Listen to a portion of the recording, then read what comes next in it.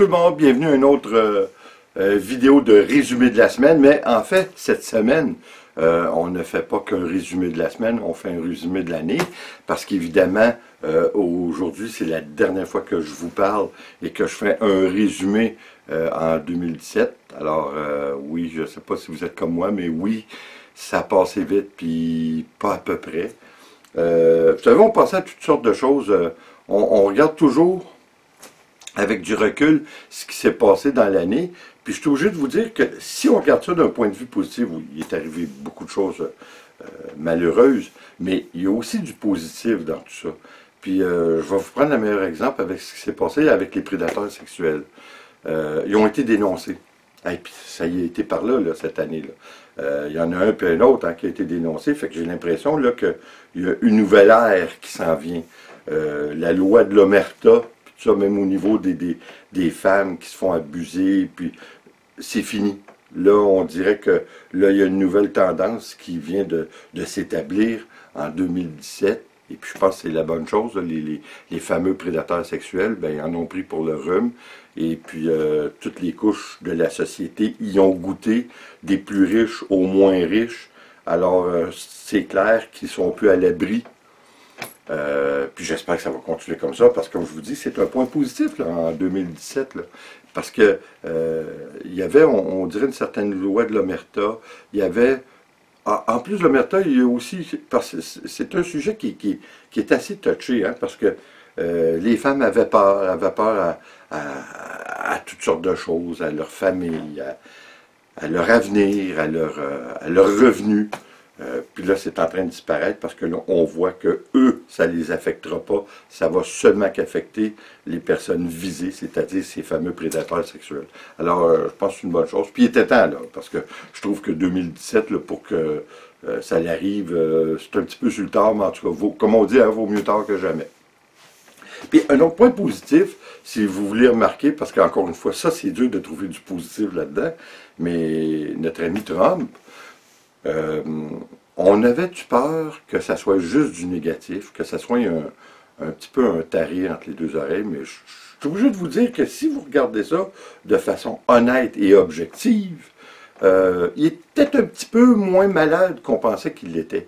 Parce qu'au début, avec la Corée du Nord, là, il menaçait, puis il disait, en voisant, là, il l'appelait Little Rocket Man, puis envoie un autre missile, puis tu vas voir, ça ne sera pas drôle ce qui va t'attendre. Il n'a rien fait, là.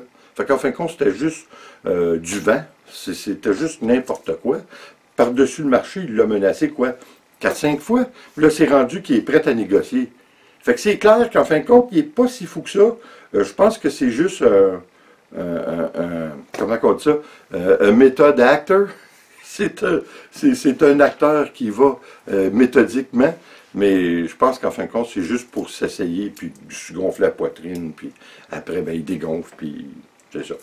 Vaut mieux ici, par exemple, là, parce que, je veux dire, c'était ça notre peur, là. C'était qu'il soit un petit peu fou, puis qu'il attaque la Corée du Nord, puis que ça se développe en une troisième guerre mondiale, ce qui aurait été fort possible. Et puis le fait aussi qu'il n'ait pas été impeaché, je suis obligé de vous dire que c'est peut-être pour le mieux. Puis je suis pas sûr que ça serait une bonne chose, parce qu'il y a assez de fanatiques, là, surtout dans le sud-américain, que ça serait pas étonnant que s'il est impeaché, que ça se développe en une guerre civile. Tout ça pour dire que peut-être ça serait-tu mieux de cette façon-là qu'il finisse son mandat. Pour l'instant, pour la planète, il n'y a pas de l'air si dangereux que ça. Oui, il se retire de plusieurs ententes internationales côté de la nature. Puis ça c'est un négatif, là. Mais je veux dire, le pire qu'il peut faire en ce moment, c'est pour son peuple. Malheureusement, ça a de l'air à l'international. Il a de l'air vraiment à s'isoler un petit peu plus. Oui, il va y avoir des retombées de ça, mais je veux dire, ça ne nous empêchera pas de vivre. Malheureusement, les Américains vont peut-être s'en ressentir, parce que là, le nouveau système de taxation qu'il vient de faire, oui, ça donne beaucoup plus aux riches. Fait qu'en fin de compte, lui, il vient de se positionner d'une façon vraiment avantageuse pour lui, mais qui se retire de la présidence, ou que son mandat soit fini, s'il se rend là, ça va être intéressant pour lui, là. Un niveau de taxation qui passe de 36%, je crois que c'est à 22 ou 24%, c'est du jamais vu, là. Ainsi que la plupart des analystes prétendent que ça peut créer un déficit de 1000 milliards. On peut-tu commencer à comprendre c'est quoi 1000 milliards? Comment il y a de zéro au bout de ça? Ça n'a pas de bon sens, là. En tout cas, écoutez, comme je vous dis, il y a des choses positives, puis son fameux nouveau plan de taxation qui a passé à toutes les chambres, là, à tous les niveaux, peut-être y a-t-il encore une petite chance que ça soit bénéfique pour les États-Unis. Ça serait un petit peu étonnant là, quand tu baisses les taxes plus pour ceux qui peuvent payer un peu plus. Puis de toute façon, là, les riches qui étaient taxés à 36%, la plupart d'entre eux ne payent pas d'impôts de toute façon. Ils ont toutes sortes de prix fiscaux ou de façons d'investir ou des pertes ici, des pertes là. Et puis qu'en bout de ligne, ils n'en payent pas d'impôts. Fait qu'ils n'en paieront pas plus. Il y avait vous savez, un ex-joueur de basketball, je crois, ou de football américain, qu'il est rendu commentateur à la télévision, et puis il en a lancé une petite pique envers cette façon d'avoir fait de la taxation. Il dit, ah oui, il dit, je tiens à remercier président Trump pour m'avoir taxé beaucoup moins. Il dit, je vais pouvoir me payer une Rolex. Il dit encore merci, Monsieur Trump. Tu sais, c'est un paradoxe, là, tu donnes, tu enlèves encore, puis je veux dire, c'est pas gêné de le faire, là. Fait que si les gens comprennent pas ça aux États-Unis, là, ce qu'ils viennent de faire, ça me dépasse, là. Je pense que baisser le taux de taxation la classe moyenne, seulement de 2%, mais il est presque à 10% pour les riches. Ça n'a pas de bon sens. En tout cas, écoutez, on peut toujours faire des hypothèses jusqu'à demain matin. On verra bien ce qui va arriver dans les prochains jours et les prochaines semaines. On s'en sauvera pas personne. Surtout pas eux. Nous autres, comme on dit un petit peu moins, là, mais nous autres ici au Canada, puis en Amérique du Nord, on peut écouter un petit peu plus avec l'ALENA qui va peut-être prendre le bord. Fait que ça, je ne sais pas ce qui va arriver avec ça. Il y a des bons côtés, il y a des mauvais. C'est très aléatoire. On peut se faire défenseur des deux côtés, mais bon, on verra. Et puis cette semaine, ben écoutez, oui, c'était Noël. Hein? Encore une fois, c'est la dernière fois qu'on se parle en 2017. C'était Noël. Puis ce qui est intéressant, ben ce qui est intéressant plus ou moins, parce que vous me connaissez, vous savez maintenant que moi, ce qui est pour moi la neige, c'est de la merde blanche. Alors, vous voyez encore une fois mon état d'esprit. Je suis obligé de vous dire, par exemple, c'est un petit peu moins pire. Là, on est rendu, évidemment, à la fin de décembre. Et puis, on fait avec. Je pense pour moi, c'est pire, c'est l'automne. L'automne, puis de voir l'hiver qui s'en vient, là. C'est sûr que je partirais, pouvoir le faire, là, je partirais tout de suite dans le sud, puis ça serait pas trop long. Mais là, on dirait que je fais avec. Puis en plus de ça, YouTube prend beaucoup de mon temps, comme vous savez. Ça, c'est une nouvelle belle aventure que j'ai découvert en 2017, que j'ai commencé le 12 ou 13 février, quelque chose comme ça, 2017. C'est mon aventure avec YouTube.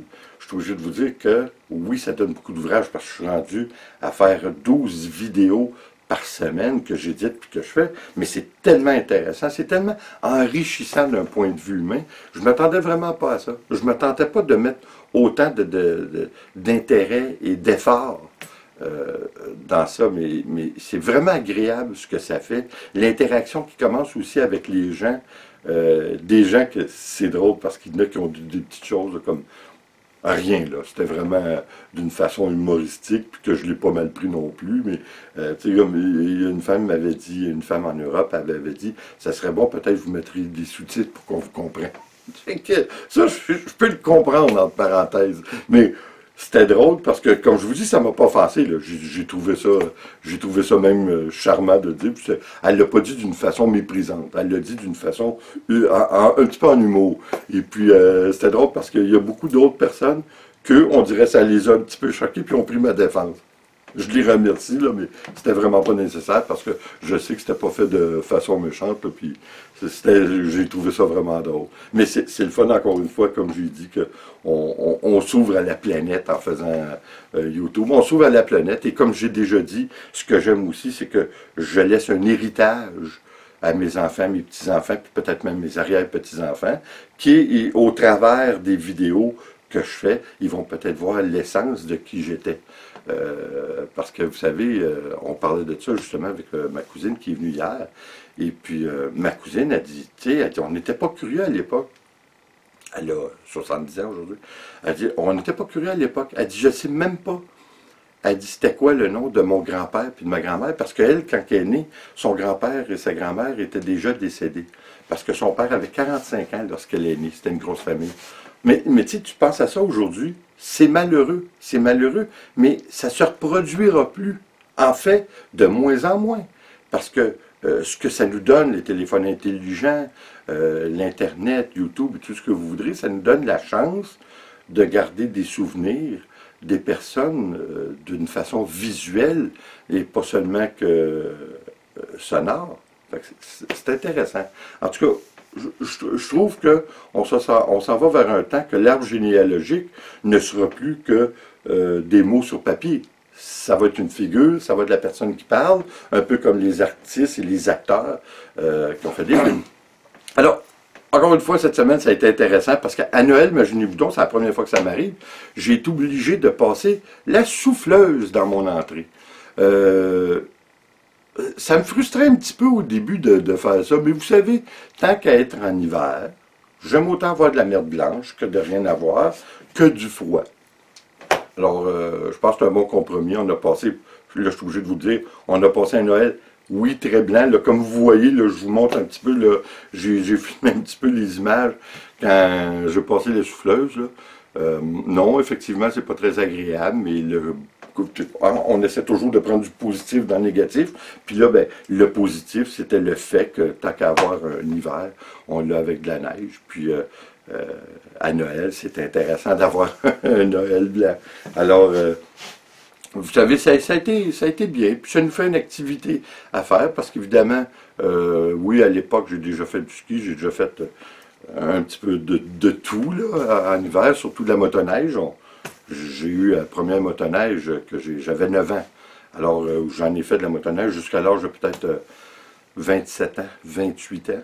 Et puis après, ben, pour toutes sortes de raisons, on était resté en ville. Puis ça, on s'est désintéressé un petit peu. Puis aujourd'hui, il y a tellement de limitations, puis de droits. Et on n'a même plus le droit d'aller faire de la motoneige sur le lac. Fait que je veux dire, à l'époque, c'était même pas quelque chose qui se posait. On y allait, tout ça, mais là, c'est rendu qu'il y a tellement de réglementations que c'est à l'heure plus fini. Quoi qu'il en soit, ça a été bien. Je crois que c'est le lendemain de Noël, oui, c'est mardi. On a été chez mon garçon Danny. Écoutez, il a fait une descente là, pour le traîneau, là. Ça n'a pas de bon sens. Il a fait, je pense que ça doit avoir 300 pieds et plus de long. Il a fait ça en arrière de chez lui. Il a fait une grande descente. Écoutez, il a travaillé là-dessus. Là. C'est sûr que lui, il dit qu'il a mis à peu près 20 heures, mais moi, je serais probablement prêt à parier qu'il a mis minimum de 30 à 40 heures là-dessus. Écoutez, il a tout glacé ça, il a pelleté ça, il a fait les rebords, il y a des rebords des côtés, des curves, si on veut, là, ils ont 4 pieds de haut. Il a tout mis ça en glace. Il a travaillé, c'était épouvantable là-dedans. Mais écoutez, on y a été avec notre petite fille, Romy. On a eu du plaisir. Puis c'était drôle parce que Romy, elle va avoir, dans quelques semaines, elle va avoir 2 ans. Imaginez-vous de mettre ce petit bout-là à descendre. C'est vite, là, je vous le dis. Là. Ben, vous le voyez un peu, là. Mais ça donne pas... c'est jamais tout à fait pareil quand on va sur vidéo. Mais je vous le dis, là, la descente, c'est rapide. Puis on se la passait, là, comme un sac de patates. on l'a tout pris chacun notre tour. Mon garçon Danny, puis sa copine Marilou, qui est, soit dit en passant, qui est enceinte là, de 7 mois. Je pense que c'est pas mal les dernières fois là, qu'elle faisait du traîneau, là, parce que elle sait elle-même qu'elle commence à avoir plus peur un peu. Là, c'est correct. Là. Elle était tomboy, là, mais c'est le fun. Là. Fait qu'on s'est bien amusé. On a tout descendu avec la petite. Et puis, j'ai même descendu à un moment donné avec Danny. Puis moi, au poids que j'ai, je vous dis que ça y a été par là. Là, c'est le cas de le dire qu'il y avait de la vitesse là-dedans. Mais, mon Dieu, que de plaisir. Hein? C'est-tu beau? C'est-tu le fun d'avoir notre génération, qu'on est proche de nos enfants à tous les niveaux? Je veux dire, moi, j'ai joué à des jeux Internet avec mes garçons. On écoute, on a les mêmes passions pour la musique. On aime la même musique. Mais c'est-tu pas formidable? C'était loin d'être le cas avec nos parents, là. Moi, mes parents, je me souviens qu'ils étaient encore un petit peu jazzés, un petit peu Elvis. Nous, on était déjà dépassé ça. Là, on était Genesis, Supertramp, puis ça. Là, c'était AC/DC. Mais on n'était pas là. Mes parents n'étaient pas là, hein, nos parents. Mais tandis que avec nos enfants, on est vraiment à la même place. D'ailleurs, ça a été le fun. À Noël, quand ils sont venus, c'est-à-dire la veille de Noël, on a fait un petit jam en bas dans ma salle de musique. Et puis on s'en venait pas pire. Mon garçon, mes deux garçons en fait, s'en viennent bon à la guitare. Et puis moi, je m'amuse à la batterie, là, mais on a du plaisir, puis ça s'en vient bien. Non, fait que je suis obligé de vous dire que, encore une fois, l'année 2017, je trouve que faut prendre le positif. C'est très, très intéressant. Il y a des belles choses qui sont arrivées. Disons que des mauvaises choses qu'on pensait qui étaient pour arriver, qui ne sont pas arrivées, on va le prendre, hein? À un moment donné, il faut le prendre. Fait que quoi qu'il en soit, écoutez, je pense que je vais vous laisser là-dessus. J'ai hâte de vous revoir puis de recommencer en 2018 à jaser avec vous. En attendant, je vous souhaite à vous et toute votre famille du bonheur, de la joie et beaucoup de santé. Le reste, il suivra. Là. Ce qui est important dans la vie, c'est la santé. On n'a qu'une vie. Hein. Tu sais, des autos, là, on peut changer ça à toutes les années, à toutes les 2-3 ans. Mais notre vie, là, c'est une qu'on a. Fait qu'on est mieux d'y faire attention, on est mieux d'y penser, puis de l'entretenir, parce que ce véhicule-là, c'est le seul qui nous a été donné. Alors, écoutez, là-dessus, je vous dis encore une fois, je vous remercie de venir m'encourager. J'espère que vous allez continuer à le faire pour 2018. Faites attention à vous, faites attention à votre santé, et je vous souhaite le meilleur du bonheur pour vous et votre famille pour 2018. Là-dessus, on se revoit aux prochaines vidéos. Attention à vous.